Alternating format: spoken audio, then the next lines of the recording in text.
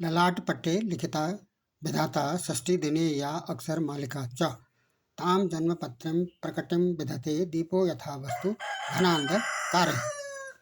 जीवन की षष्ठ तरंग का संदर्भ यदि देखा जाए तो राज एवं सुख योग के संबंध में सांसारिक सुख और आध्यात्मिक सुख के लिए केंद्र और त्रिकोण में यदि युति, दृष्टि और स्थिति का संबंध ग्रह और राशि भावेश का बनता है तो राज एवं सुख योग निश्चित बताया गया है। अब इसी तर्क को, इसी तथ्य को स्पष्ट करने के लिए कुछ आधार लिए गए हैं। इस तथ्य की सत्यता के औचित्य को स्पष्ट करने के लिए, सिद्ध करने के लिए ज्योतिष पुस्तक रत्नाकर के पेज नंबर 312, 13, 14, 15, 16 तथा आगे के पृष्ठों में को यदि स्पष्ट करें तो इसके लिए एक पहला युति है, दूसरा दृष्टि है और तीसरा स्थिति है। अब इसको सारांश में इस तरह से समझा जाए, केंद्र और त्रिकोण, किसी भी जन्म पत्रिका के केंद्र और त्रिकोण, ये जैसा कि जन्म पत्रिका है, ये सार्वजनिक पत्रिका है, ये इसमें 1, 2, 3, 4 ये केंद्र हैं और ये त्रिकोण हैं। ये प्रथम हाउस को त्रिकोण में भी लिया जाता है, इसको केंद्र में भी लिया जाता है, पंचम और ये नवम हाउस हैं। इनमें यदि युति का संबंध बनता हो, दृष्टि का संबंध बनता हो और स्थिति का संबंध बनता हो तो राज सुख, राजयोग और सुख की प्राप्ति, धार्मिक सुख हो या सांसारिक सुख हो, इसकी प्राप्ति होना निश्चित है।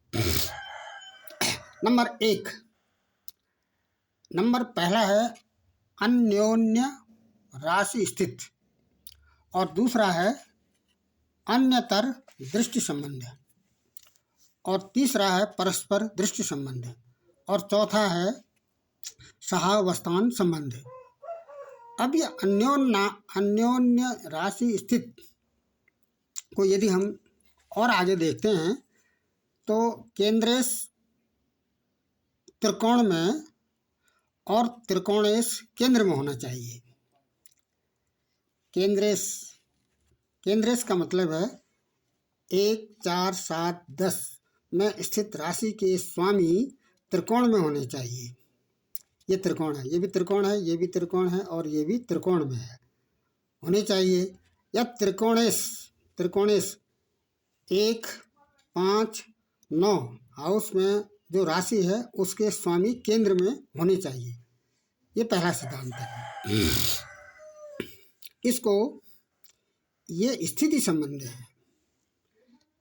अब यहाँ पर यदि हम देखते हैं तो केंद्र के स्वामी कौन कौन से हैं? ये मंगल है, मंगल त्रिकोण में है, हाँ है।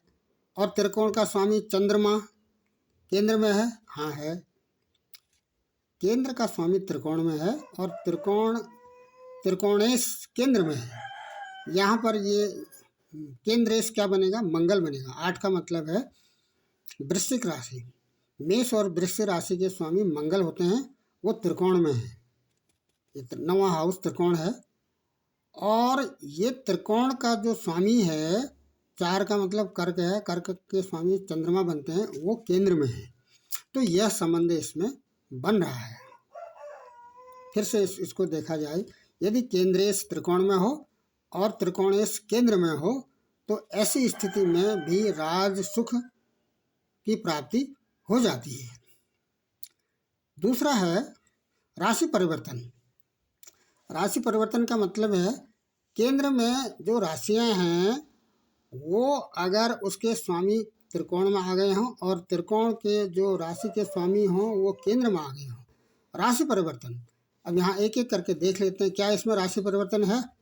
ये जो 8 नंबर की जो राशि है वो मंगल है, वो चंद्रमा की राशि में आ गए हैं और चंद्रमा की जो राशि है वो उसके स्वामी चंद्रमा यहाँ पर ये इसमें नहीं है, 8 का ये योग नहीं बनता है।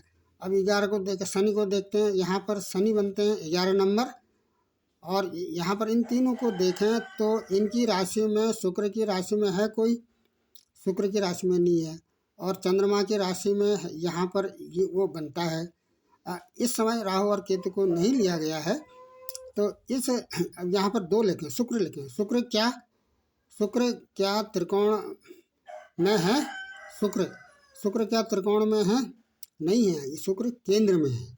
और 5 देखें, सूर्य क्या त्रिकोण में है? नहीं है। तो ये राशि परिवर्तन का योग तो इसमें नहीं बनना है, लेकिन इसमें केंद्रेश त्रिकोण में है और त्रिकोणेश केंद्र में स्थित है। दूसरा, ग्रहों की परस्पर दृष्टि। कहने का मतलब ये है कि एक ग्रह दूसरे ग्रह पर पूर्ण रूप से दृष्टि, इस उदाहरण को यदि हम देखते हैं, ये प्रश्नगत पत्रिका है, ये जो बुध हैं ये लग्न में बैठे हैं और ये 7वें हाउस में शनि है, तो ये लग्नेश की दृष्टि शनि पर पड़ती है और शनि की दृष्टि इस बुध पर। बुध और शनि के बीच में दृष्टि संबंध है। अब यहाँ पर केंद्र और त्रिकोण भी होने चाहिए, क्योंकि ये पहला जो हाउस है ये इसको केंद्र भी लिया गया है और इसको त्रिकोण भी लिया गया है, तो ये त्रिकोण में भी माने जाएंगे और केंद्र में भी माने जाएंगे। तो केंद्र में जो ग्रह है उसकी दृष्टि, इसको यदि हम त्रिकोण में लें तो इसकी दृष्टि केंद्र में पड़ती है, और केंद्र में स्थित जो ग्रह है उसकी दृष्टि त्रिकोण में बनती है। तो ये दृष्टि संबंध इस पत्रिका में बन रहा है। आगे बढ़ते हैं। तो पहला हो गया त्रिकोणेश केंद्र में जाना और केंद्रेश त्रिकोण में जाना। दूसरा, केंद्र और त्रिकोण के बीच में राशि परिवर्तन। और तीसरा हो गया ग्रहों की परस्पर दृष्टि। पूर्ण दृष्टि होनी चाहिए, एक ग्रह की दूसरी दृष्टि में, दोनों के आपस में पूर्ण दृष्टि होनी चाहिए। 7 नंबर की जो दृष्टि है उसको पूर्ण दृष्टि में रखा गया है। कुछ ग्रहों की पृथक दृष्टियां हैं, जैसे मंगल की 3 दृष्टियां हैं, 7, 4 और 8। शनि की 3 दृष्टियां हैं, 3, 7 और 10। और देवगुरु बृहस्पति की 5, 7, 9। तो ये इन ग्रहों की अतिरिक्त दृष्टियां बताई गई हैं। उसके बाद है जिस ग्रह जिस राशि में बैठा है उस राशि के स्वामी का जो भावेश है, उस भावेश पर ग्रह की पूर्ण दृष्टि होनी चाहिए। फिर से इसको देखें, ग्रह जिस राशि में बैठा है वहाँ का जो भावेश है वह उसके भावेश पर उस ग्रह की दृष्टि होनी चाहिए। अब यहाँ पर देखते हैं कि ग्रह जिस राशि में बैठा है, ये ग्रह मंगल बैठा है चंद्रमा की राशि में, तो ये नवमेश का जो भावेश है वो चंद्रमा है। चंद्रमा पर क्या मंगल की दृष्टि है? 1, 2, 3, 4, 5, 6, 7, 8, मंगल की 8वीं दृष्टि इसमें पड़ती है। तो यह जो नियम है, सिद्धांत है, इस पत्रिका में लागू होता है। फिर से इसको देखा जाए, ग्रह जिस राशि में बैठा है, यहाँ पर ग्रह मंगल कौन सा ग्रह है कि ये केंद्र का भी है, केंद्रेश भी है और त्रिकोणेश भी है। ये त्रिकोण में जाकर बैठ गया है और जिस स्थान पर बैठा है वहाँ पर 4 नंबर की राशि है, 4 के स्वामी चंद्रमा बनते हैं। वो चंद्रमा जहाँ पर बैठे हैं वहाँ पर इस मंगल की दृष्टि होनी चाहिए। अगर दृष्टि बनती है तो यह योग बन जाएगा। उसके बाद जैसे इस उदाहरण को देखें तो यहाँ पर जो केंद्रेश हैं, एक तो केंद्रेश हैं सूर्य हैं और ये मंगल हैं, शनि हैं और ये शुक्र है। क्या ये त्रिकोण में है? हाँ है, ये शुक्र है त्रिकोण में। लेकिन शुक्र जिस राशि में बैठा है, शुक्र चंद्रमा की राशि में बैठा है, तो ये चंद्रमा कहाँ है? यहाँ पर है। तो शुक्र की चंद्रमा पर कोई दृष्टि है? नहीं है। तो यदि हम इसको देखें तो ये शुक्र की केवल एक दृष्टि है, 7वीं दृष्टि होती है, तो ये दृष्टि इस पर नहीं पड़ती है। उसके बाद एक की दृष्टि दूसरे से नहीं पड़ती है, यह भी सिद्धांत है। कोई एक ग्रह दूसरे को देख रहा है लेकिन दूसरा नहीं देख रहा है। जैसे शनि को देखें, 1 2 3, शनि केंद्रेश भी है, और ये जो शनि है, ये जो त्रिकोण में जो राशि ग्रह बैठा है उसको तो देख रहा है, लेकिन ये यहाँ पर त्रिकोण में बैठे हुए ग्रह इसको नहीं देख रहे हैं। ये भी एक प्रकार का योग है। केंद्रेश त्रिकोण में स्थित ग्रहों को देख रहा है। शनि की 3 दृष्टियां हैं, 3 7 और 10। तो 1 2 3, तीसरी दृष्टि से मंगल को भी देख रहा है और तीसरी दृष्टि से गुरु को भी देख रहा है। लेकिन मंगल की जो तीनों दृष्टियां हैं, 4 8 और 7, वो इस शनि पर नहीं पड़ रही हैं, और गुरु की भी 5 7 9 ये दृष्टियां भी इस पर नहीं पड़ी। तो ये भी एक प्रकार का योग है। उसके बाद 2 या 2 से अधिक कुछ ऐसे ग्रह हैं जिनकी दो दो राशियों के स्वामी हैं। जैसे सूर्य की एक राशि है, चंद्रमा की भी एक राशि है, मंगल की 2 राशियां हैं, मेष और वृश्चिक, और बुध की भी 2 राशियां हैं, मिथुन और कन्या, और देवगुरु बृहस्पति की भी 2 राशियां हैं, कुंभ और मीन। शुक्र की भी 2 राशियां हैं, तुला और वृष राशि। शनि की 2 राशियां हैं, एक तो मकर है, दूसरा कुंभ है। और राहु और केतु को उसमें राशि में इनको आवंटित नहीं है। तो ये जो सिद्धांत है, 2 या 2 से अधिक के जो भावेश हैं वो एक स्थान पर बैठ जाएं। अब इसको देखते हैं। एक स्थान पर बैठे हुए ये हैं, मंगल और गुरु बैठे हैं, लेकिन इनको या तो केंद्र में बैठा हुआ होना चाहिए या फिर त्रिकोण में ही होना चाहिए। तो यहाँ पर मंगल और गुरु। अब मंगल क्या है? मंगल ये लग्नेश है, ये केंद्रेश भी है, त्रिकोणेश भी है, और इसकी दूसरी राशि क्या है? ये सप्तमेश भी है। मंगल ये लग्नेश भी हैं और सप्तमेश भी हैं, ये जाके यहाँ बैठ गए। और गुरु क्या है इसमें? गुरु की एक राशि यहाँ पर ये द्वितीयेश है, और दूसरी राशि गुरु की ये पंचमेश भी बनते हैं, ये त्रिकोणेश भी हैं। तो ये दो इनके पास, मंगल के पास भी 2 राशियाँ हैं और गुरु के पास भी 2 राशियाँ हैं। तो ये दोनों ग्रह त्रिकोण में जाके बैठ गए हैं। तो ये भी एक प्रकार का सांसारिक और आध्यात्मिक सुख की ओर यह जन्म पत्रिका संकेत देती है, राज सुख देती है। उसके बाद लग्नेश साधारण राजयोग। सबसे पहला जो राजयोग है वह लग्नेश से बनता है, और उससे अधिक जो राजयोग है वो चतुर्थ लॉर्ड से बनता है, उसके ज़्यादा फिर 7th लॉर्ड से बनता है, उसके बाद फिर 10th लॉर्ड से बनता है, और 5th लॉर्ड 9th का जो लॉर्ड है वो पंचमेश से अधिक बलवान है। तो क्या इसका सारांश निकला? 10 मेष 9th हाउस में, 10 मेष क्या है यहाँ पर? 10 मेष क्या है यहाँ पर? सूर्य है। क्या ये 9th हाउस में बैठे हैं? नहीं बैठे हैं। और 9 मेष यहाँ पर चंद्रमा बनते हैं, चंद्रमा 10वें हाउस में बैठे हैं? नहीं बैठे हैं। तो ये योग इसमें नहीं बनता है। 10 मेष 9वें हाउस में और 9 मेष 10th हाउस में बैठ जाता है, तो ये सबसे प्रबल राजयोग की श्रेणी में इसको रखा गया है।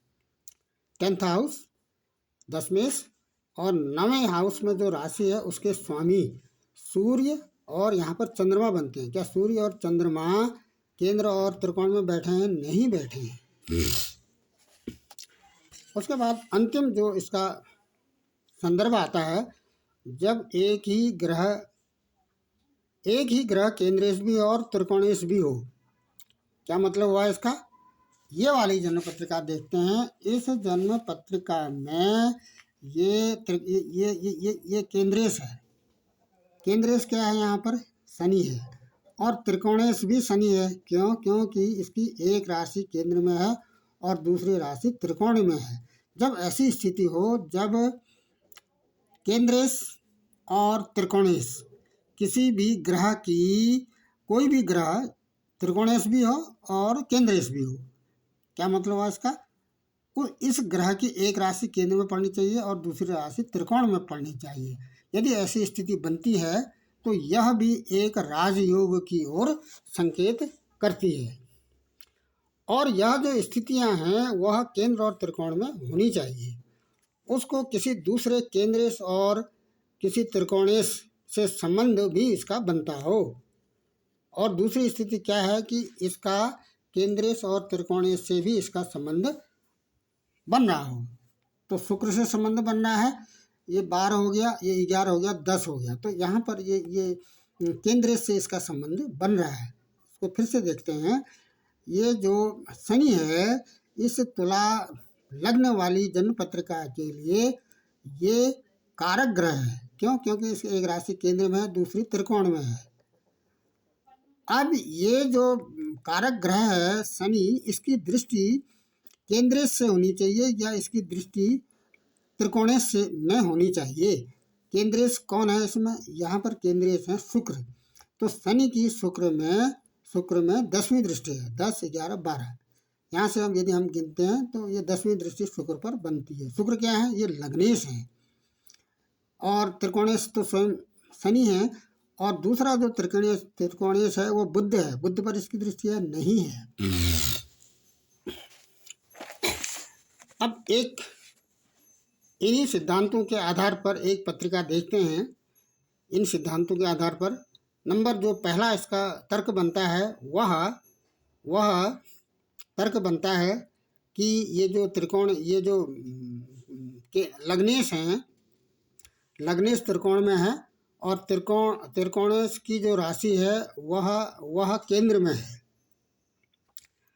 और 1, 2, 3, 4, 5, 6, 7, 8वीं दृष्टि इसमें पड़ती है। एक तो योग इसमें ये बनता है। दूसरा योग बनता है ये जो पंचमेश गुरु हैं, पंचमेश गुरु कहाँ पर बैठे हैं? ये पंचमेश गुरु बैठे हैं 9वें भाव में। पंचमेश यहाँ पर गुरु बनते हैं, ये 9वें हाउस में बैठे हैं। किसके साथ बैठे हैं? लग्नेश के साथ बैठे हैं। तो ये लग्नेश क्या है? ये केंद्रेश है। और गुरु क्या है इसमें? त्रिकोणेश है। तो लग्नेश, केंद्रेश और त्रिकोणेश की युति भी यहाँ पर हो गई है। युति माने एक दूसरे के साथ बैठे हैं। क्योंकि मंगल यहाँ पर नीच राशि में बैठे हैं, लेकिन इसका नीच भंग भी हो जा रहा है। इसका नीच भंग भी हो जा रहा है। ये दूसरी बात है कि ऐसी स्थिति के लिए गोचर भी देखा जाएगा।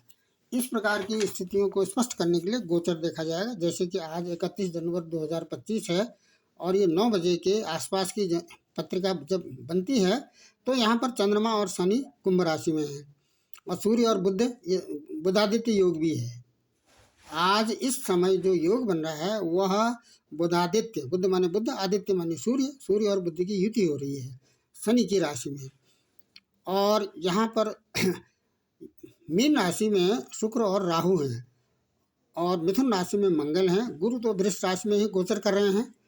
ये दीर्घगामी ग्रह हैं। ये तो लगभग 13 महीना एक राशि में गोचर करते हैं और शनि 2.5 साल में राशि परिवर्तित करते हैं। ये लग्न तो बदल जाएंगे, हर 2.5 घंटे में लग्न बदल जाता है, लेकिन राशि ग्रह उसी राशि में रहेंगे जिस राशि में उनका गोचर काल चल रहा है। तो क्या इससे स्पष्ट होता है? गोचर में यदि हम देखें तो शनि और चंद्रमा की युति है, शनि और चंद्रमा की युति है और सूर्य तथा बुध की भी युति यहाँ पर बनती है।